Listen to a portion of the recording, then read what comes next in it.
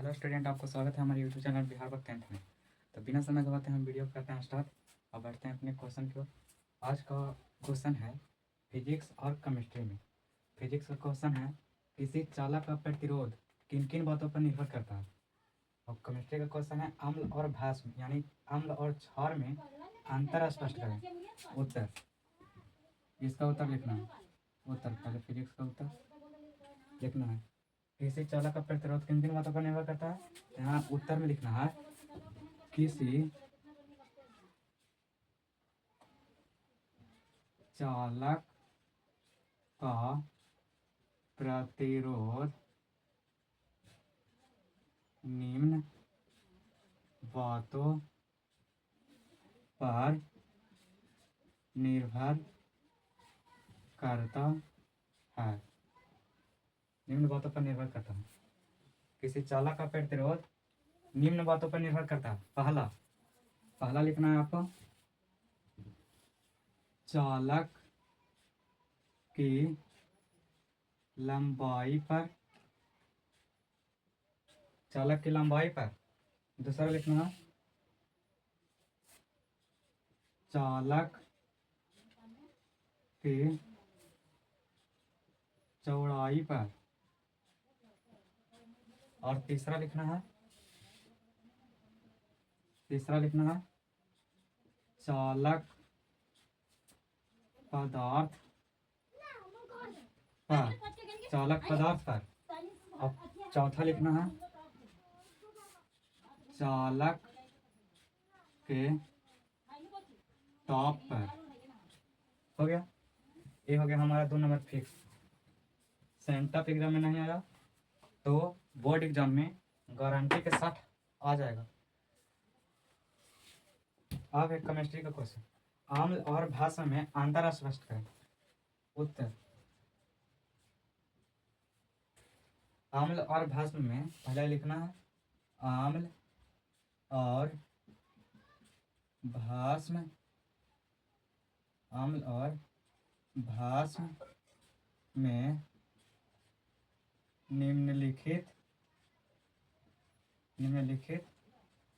अंतर है। अम्ल और भस्म में निम्नलिखित अंतर है।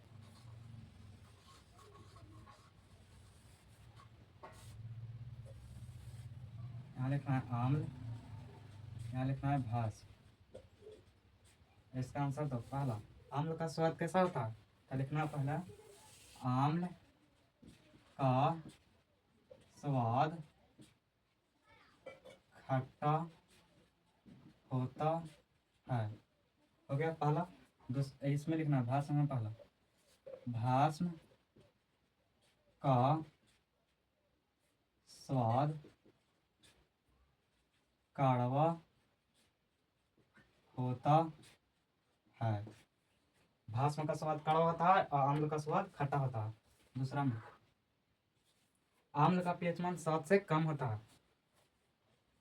अम्ल का पीएच मान 7 से कम होता है।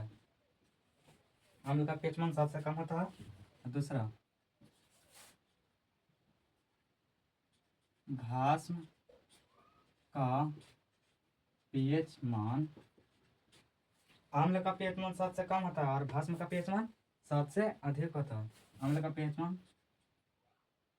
7 से अधिक होता है। हो गया दूसरा, ये पहला हो गया, ये दूसरा हो गया। अब तीसरा में लिखना अम्ल नीले लिटमस पात्र को लाल कर देता है। अम्ल नीले लिटमस पात्र को लाल कर देता है।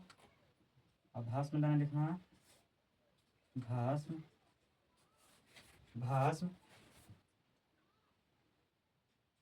लाल लिटमस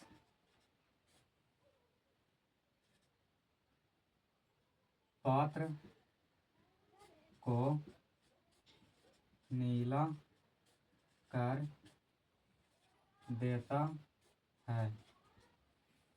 तीसरा हो गया। इसमें और भी लिख सकते हैं, आम्ल भस्म के साथ अभिक्रिया कर लवण और जल बनाता है, और भस्म आम्ल के साथ अभिक्रिया कर लवण और जल बनाता है। और लवण और जल एक उदासीन पदार्थ है। उदासीनीकरण का पीएच मान कितना होता है?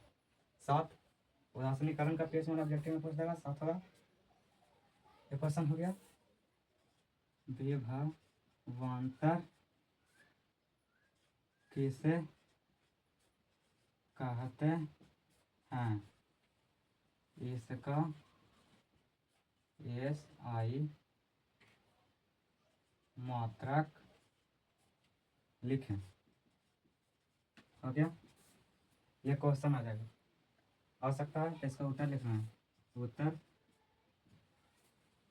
विभवांतर किसे कहते हैं? इकाई धनावेश को। आंसर में इकाई धनावेश को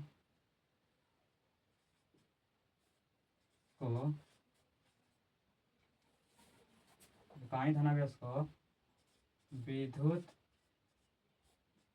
क्षेत्र के किसी एक बिंदु तक लाने में किया गया कार्य विभवांतर कहलाता है। यहाँ लिखना, इसका SI मात्रक वोल्ट होता है।